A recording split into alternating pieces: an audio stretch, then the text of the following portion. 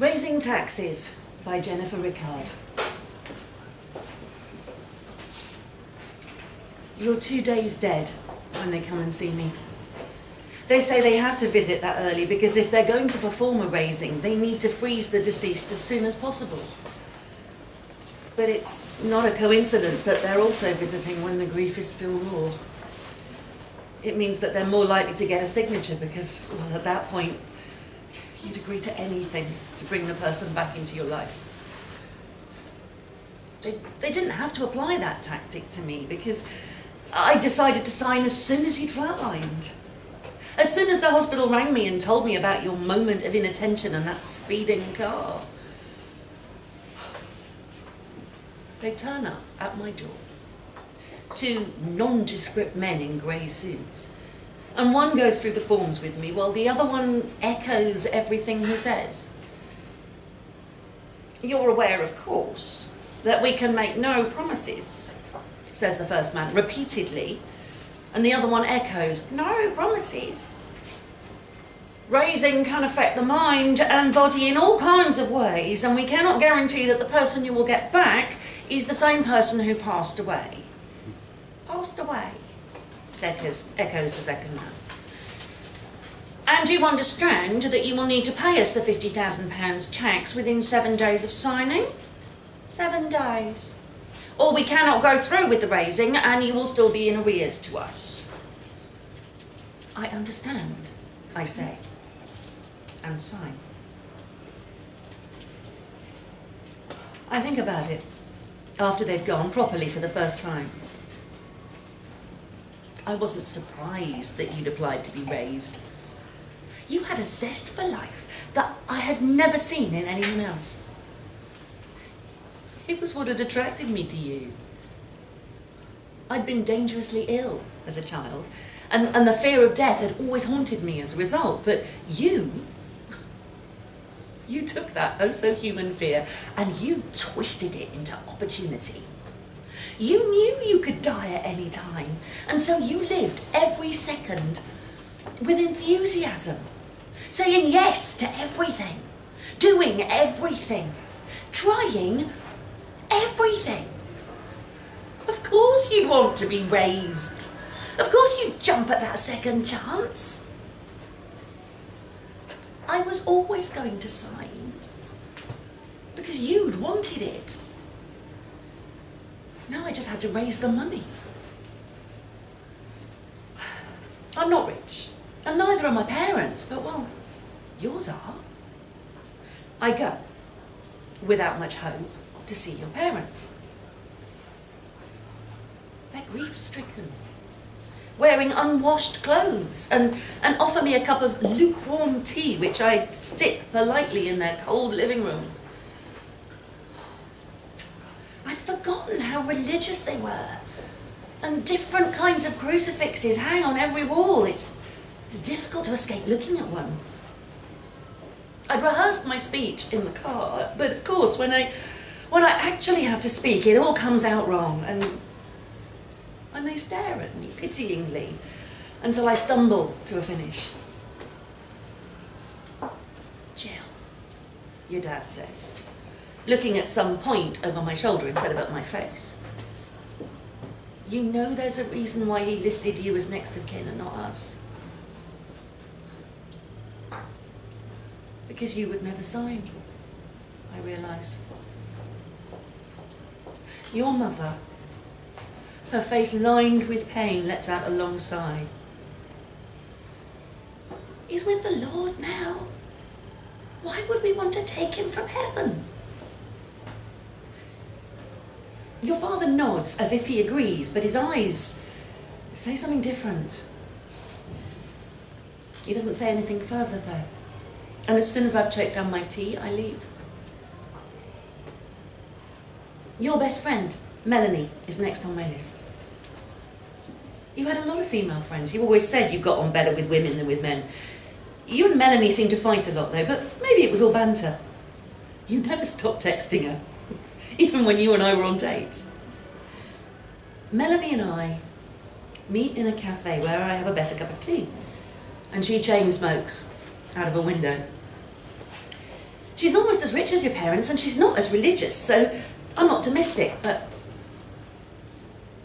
that optimism is quickly shattered and she lets out a sigh just like your mother's. Jill, listen, she says. It's not that I don't want him back, it's just... I put my teacup a little too forcefully back in its saucer. Just what? Melanie sounds jittery. Well, you've heard the stories, it's always on the news. The raisings that have gone wrong.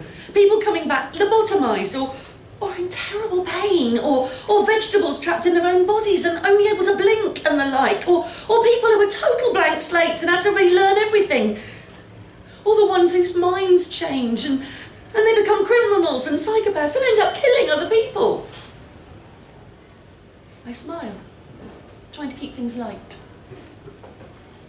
Sounds like you've been reading too many tabloids. Melanie doesn't smile back. Face it, Jill. When the government first introduced the raising, we were all overjoyed. We thought, oh, we'd never have to lose anybody again. But then they kept upping the tax. And then there were all those accidents. Now hardly anyone does it, you know. She lights up another cigarette. Without being harsh, Jill, it's just not worth the money anymore. I'm sorry. She breathes out a nervous plume of smoke. It's because I loved him that I can't help. Which is bullshit, of course. I go to the bank. But they don't offer loans on raisings anymore. People were so desperate for the money that they'd say any lie and get arrested for their pains. And then there was that spate of people trying to renege on the loans when the person who was raised didn't come back quite right. I attempt to wheedle my way into a regular loan, but lying about its purpose, but apparently I'm just not a wise enough investment. So I go to the company that I work for in the hope that they might show mercy, but I'm just a low-paid worker and they have no interest in publicly funding a raising. It's not a popular cause these days. And there's barely any charities left that will help. I'm starting to run out of options. With 2 days of going through every idea I can, I eventually ring Carla, my best friend. And we've both known Carla for a long time. We used to call her the fixer because she always had the answer to everything. Plus, she doesn't judge. I lay it all out for her over a large glass of wine. I'm sick of tea. So, she says, after we've finished, you've exhausted all the options. Well, all the legal ones, anyway. I stare at her. What do you mean? Carla looks at me. A very direct look that I only really saw on your face. Tell me, Jill, what would you do to get him back? Anything. I say immediately, and I mean it. I meant it. As soon as I signed the forms. Okay, she says, so softly that I almost miss it. Let me see what I can do. I don't have much time, I remind her. I can work quickly, she says. For him. Carla isn't kidding. Halfway through the next day, she calls me and gives me an address to meet her at. It's a nondescript brick building and she opens the door with her own key. This place belongs to a friend of ours, she says. And I realise that ours means her and you. I didn't know you had any shared friends. In the building waits a man in a suit. Bland and boring, just like the men who came to visit me with the forms. He introduces himself as Terry, which I can tell is not his actual name. Terry does not waste time and cuts to the chase. Have you heard much about black market organ donation? What? I say, almost laughing, because this has to be a wind-up, right? But Terry doesn't look like he's joking. He inspects me with interest. We're looking for a kidney for someone with your blood type. It's quite a rare type, isn't it? All amusement suddenly drains out of the situation. How do you know that? I ask. Oh, Carla told me, Terry says, but doesn't say how Carla knew. Look, there's barely any risk these days. We can get top medical staff involved and I can get you 50k out of it by your deadline. You're healthy, aren't you? I am, right? I mean, I was pretty ill when I was young, but now? Of course. I say. Great, says Terry. We'll rush all the tests tomorrow and do the operation the next day. He doesn't ask if that's okay with me. He knows a desperate woman when he sees one. I go through all the tests the next day, like someone in a dream. And I'm told they are all good enough, although I get the feeling Terry would want to go through with the operation even if they weren't. I wonder who the kidney is for, but I don't ask. There would be no point. The day after, I have the operation. As soon as I wake, I can tell something has gone terribly wrong. My body barely feels like my own.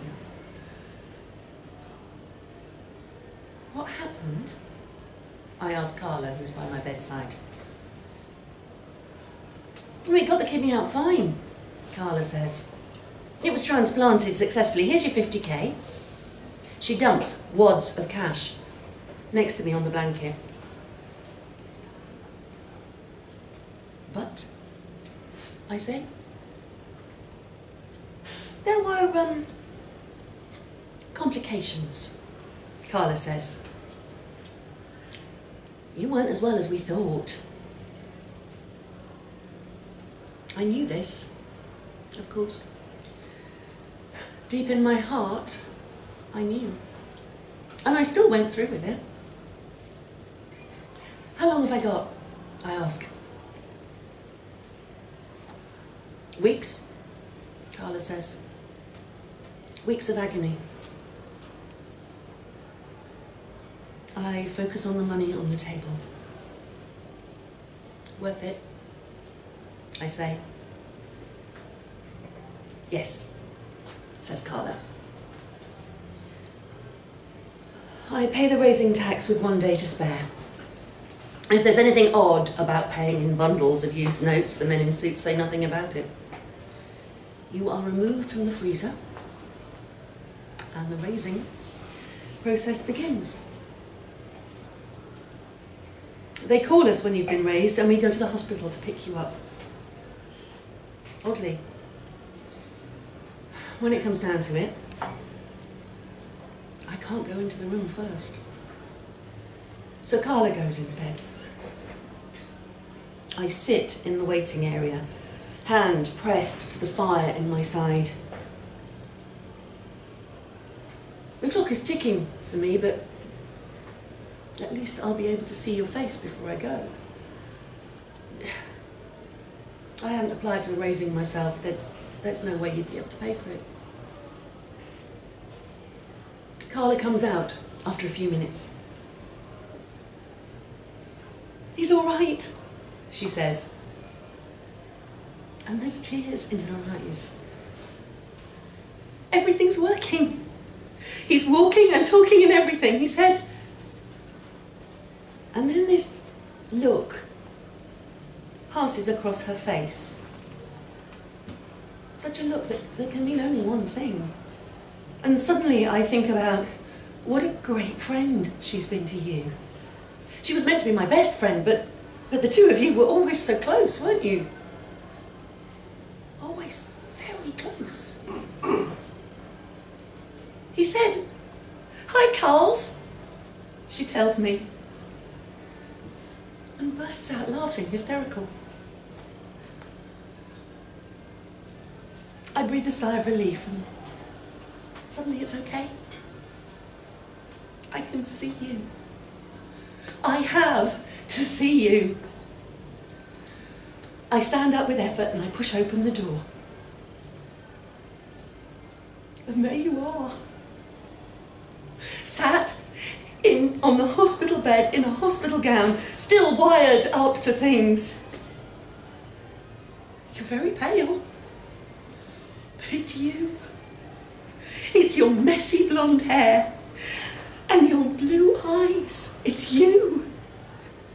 And you're alive. And you turn your head to the door when I walk in. You blink your blue eyes and I smile, overjoyed. Hello, darling, I say. And then I watch your brow slowly furrow into a frown. Sorry, you say. Who are you?